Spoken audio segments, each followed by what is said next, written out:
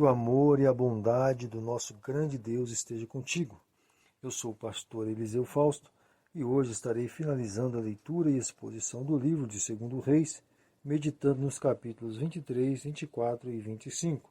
No capítulo 23, o autor nos informa que o rei Josias convocou uma Assembleia Geral e nessa Assembleia o livro da lei foi lido diante dele e de todo o povo. E após essa leitura, o rei declarou diante de todos que seria fiel à aliança descrita no livro da lei. Foi a partir daí que ele iniciou uma reforma geral em Jerusalém.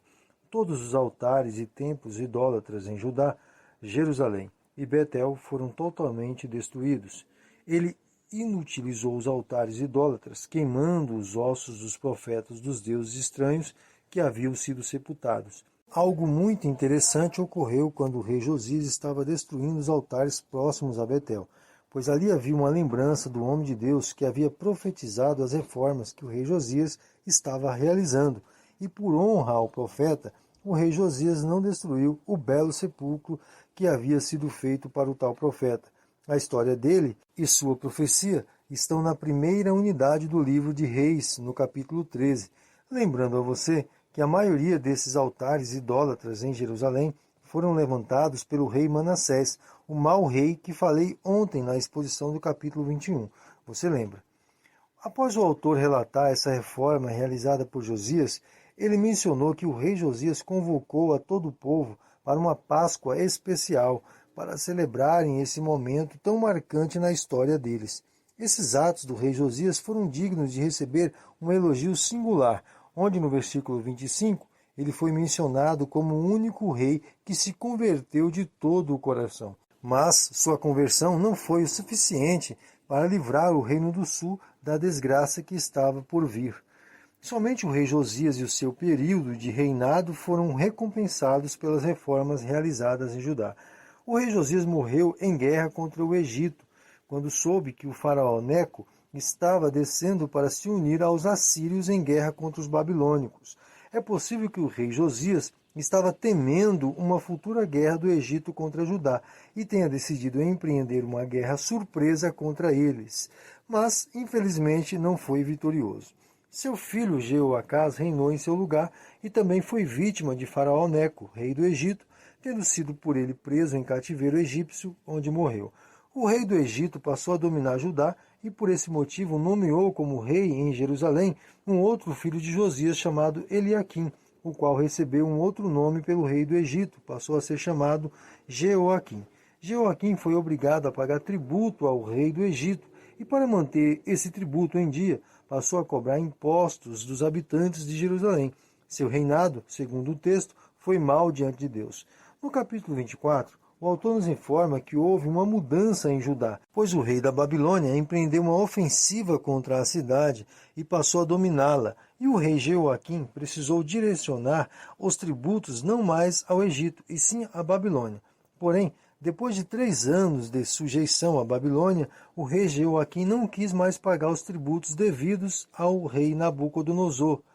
Essa rebelião do rei Jeoaquim, segundo nos informa o autor, foi o estopim para que as mensagens proféticas de que a Babilônia invadiria Jerusalém devido aos pecados dos reis anteriores, pecados que Deus havia decidido não estaria perdoando. Segundo os historiadores, o rei Jeoaquim morreu durante o cerco babilônico e seu filho Joaquim reinou em seu lugar.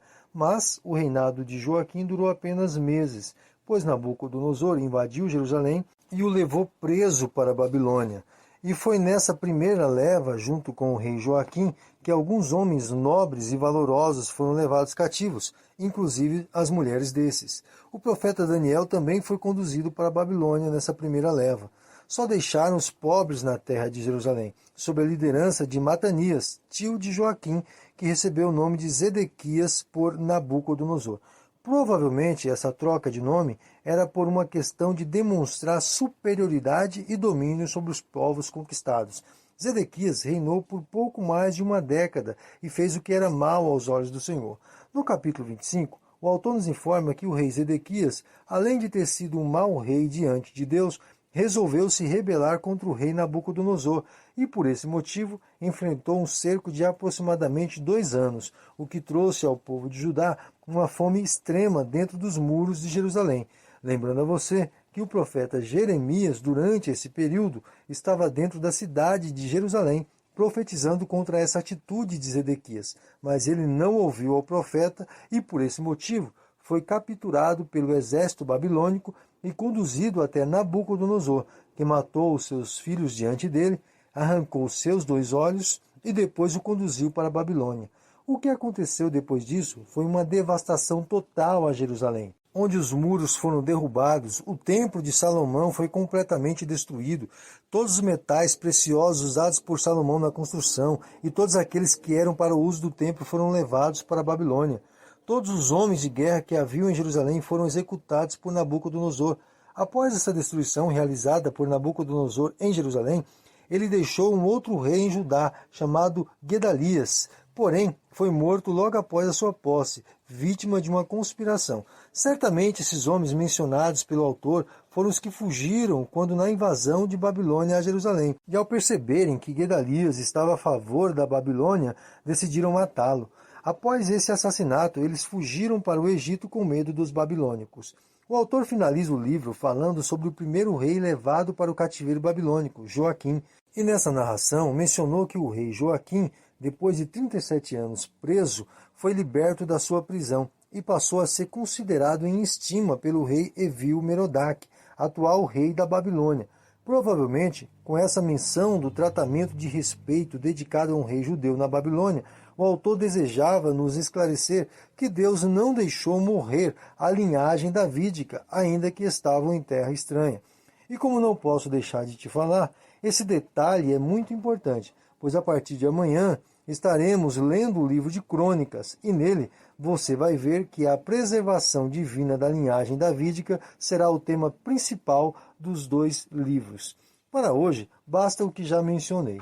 Espero que através desses 8 dias de exposições eu pude de alguma forma te auxiliar no conhecimento de Deus e de seu santo tratamento com o seu povo. Se fosse para eu pedir que não se esquecesse de algum ensino que deixei para você nesses dias, eu pediria que não esquecesse de confiar única e exclusivamente no seu Deus, ignorando o que os outros dizem sobre você ou sobre qualquer que seja a situação atual que esteja vivendo. Pois, se Deus disse que ao depositar sua confiança nele, através de seu bendito Filho Jesus, e vivesse em obediência à sua santa palavra, você estaria descansando debaixo de sua proteção, você não tem motivo nenhum para temer o mal, mas deve conduzir os seus passos em constante perseverança no bem, acreditando firmemente que o nosso Senhor não dorme e nem se cansa, e que brevemente ele virá em nosso socorro.